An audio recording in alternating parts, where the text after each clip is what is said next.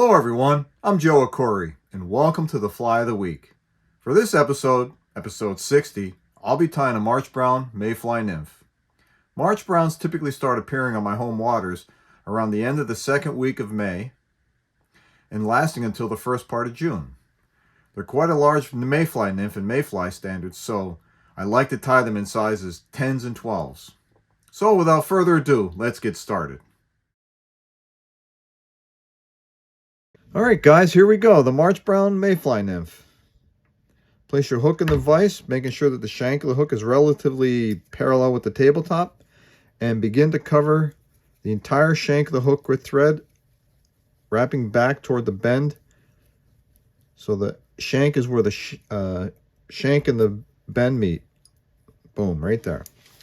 So, I like to tie these March Browns nymphs in sizes 10s and 12s. It's a fairly good sized nymph when you're talking Mayfly nymphs. So, and they typically start getting active around the end of the second week of May, lasting until the first week or so of June.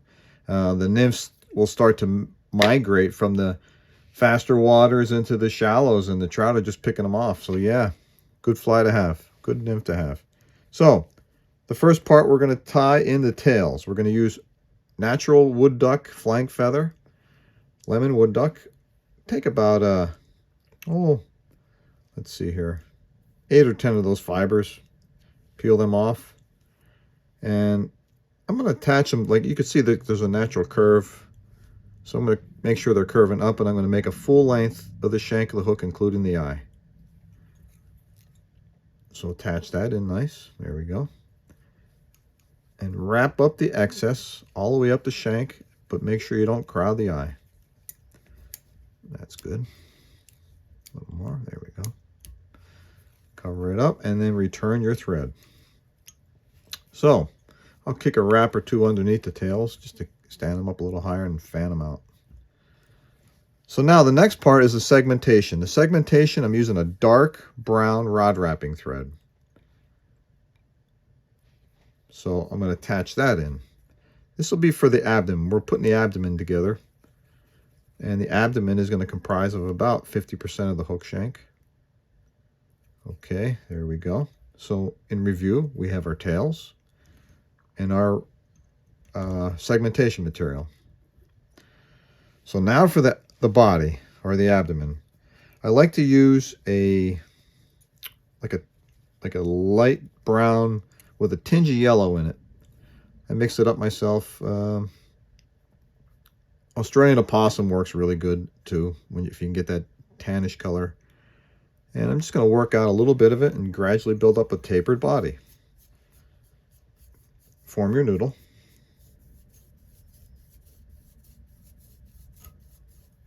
And like I said, these are pretty robust, these nymphs, you know. When we're talking Mayfly standards, it's a good size nymph. Good size nymph. Okay, so I'm going to slide that up in the position. Get back to where my tails are started and begin to gradually build a tapered body. Just slightly overlap each wrap. Whoop. Got a little overzealous there. Okay, that's about the halfway point, you know, when we compare with the eye. So yeah, I'm going to make it a little bit thicker. So I'm going to go back. I'm going to add just a little bit more, just to blend in that and make it a nice taper.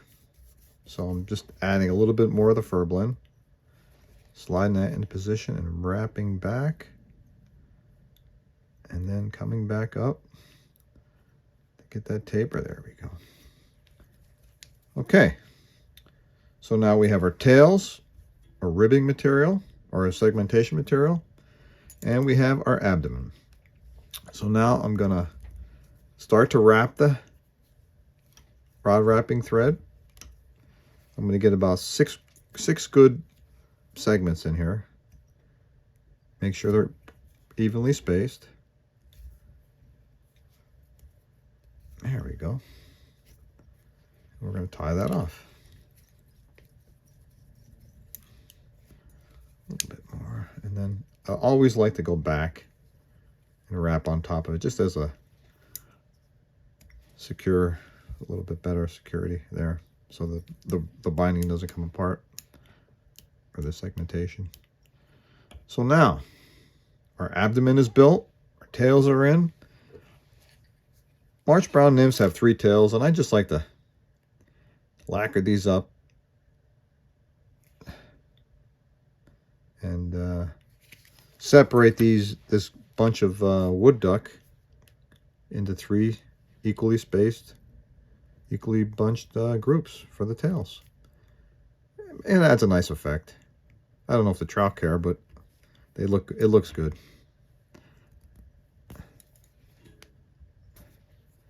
Here's 1, 2, 3. Yeah, a little fancy there, but just makes a nice effect. Just gotta get that one together. There we go. Really nice. Okay, so now we're going to start the thorax. The thorax. So when most mayfly nymphs get ready to emerge or hatch, their wing cases are very dark. So for the March Brown, it's more like a chestnut brown, like a dark brown color, and I'm going to use wild turkey tail feather for that. And I'm going to go about 3/4 of the gap for the width of the wing case. There's my wing case material. A little heavy there. I'm going to back off a couple there.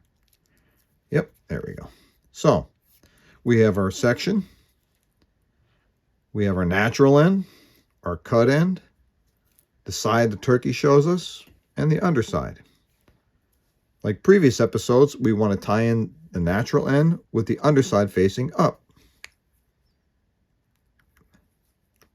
Here we go.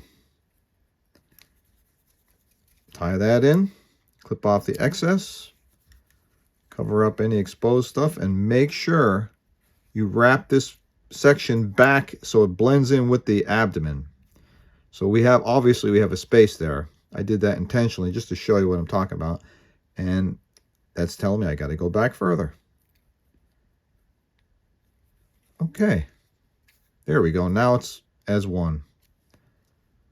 So in review, we have our 3 tails, our abdomen with the segmentation made with like a light brown, yellowish with a tinge of yellow in there, that I blended up.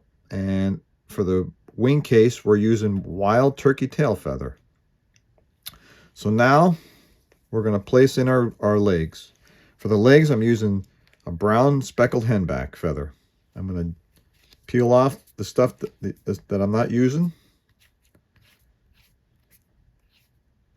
Clip off the bottom there, and I'm going to get a good amount of these legs here.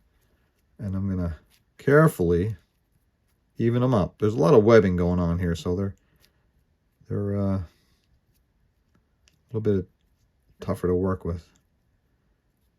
So you just want to get them lined up as best you can. I'm not sure what side I'm going to pick yet, although I am leaning toward this side. So I'm going to grasp that bunch, peel that off, gather it up. That looks good. I'm going to make the length of these equal to about a good half the gap. I'm sorry, the shank, half the shank of the hook. And I'm going to attach them, but without crowding the eye. So you want the natural ends jetting out past the eye. These were the pulled ends or cut ends right here. Cut ends, natural ends. So I'm going to continue to fasten this down. Once I have it secured, I'm going to clip off this excess material there and kind of blend that in or tie that down. And then I'm going to fan this out a little bit. I hope you could see this. I'm just going to open it up and separate this into 2 equal bunches. And remember, I didn't wrap it all the way up against the eye of the hook because I don't want to crowd the eye, because these are going to eventually fold back. And yeah, there's some space there. Good. All right, so we got our bunches made, as you could see, our 2 bunches. I'm going to return the thread back to the wing case, and I'm going to start to build the thorax. Thorax is made out of the same material as the abdomen. Thorax is going to be noticeably thicker than the abdomen. And I'm just going to dub that up, form my noodle, slide that into position. Start building. I'm going to come back, right back to the wing case. Just add a little bit more.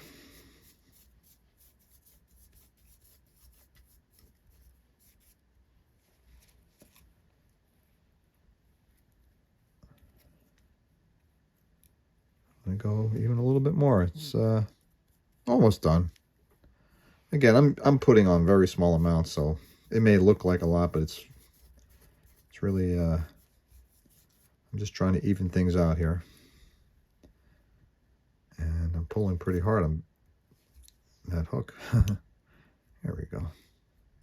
Good. Now, take your legs, fold them back.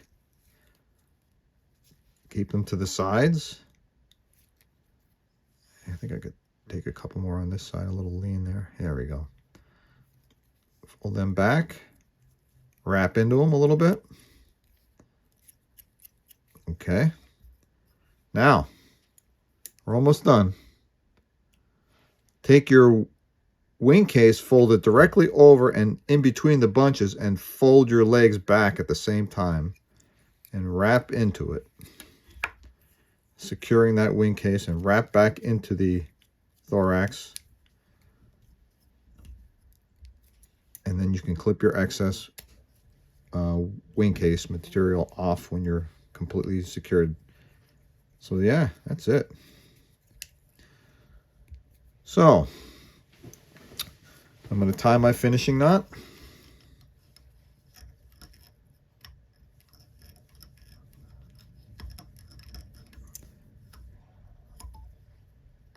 The fly's not done yet, guys. I'm going to get my dubbing needle, my sharp dubbing needle, and draw out some of the fur blend in between the segmentation there. March Browns have a lot of gill action going on.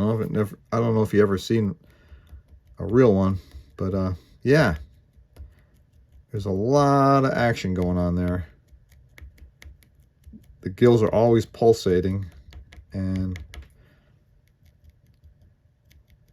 drawing out this fur blend in the abdomen, and because that's where the gills are located on mayflies, in the abdomen.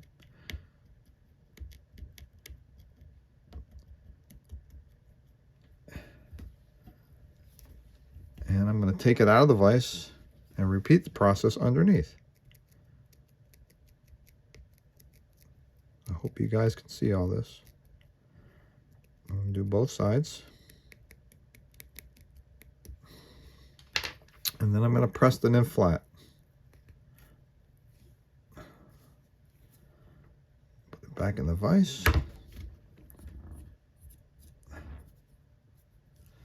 And then I'm going to put some head cement on the knot and the thorax, the wing case. There it is, guys. The finished product.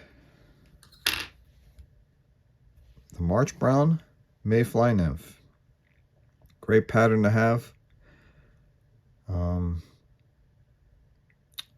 Fish is deadly when they start migrating to the shorelines. I highly recommend having this. Sizes 10s and 12s. I want to thank you for joining me today on the Fly of the Week. I appreciate all your support, and if you like the content I'm pushing out, please subscribe to our channel. Tight lines, guys.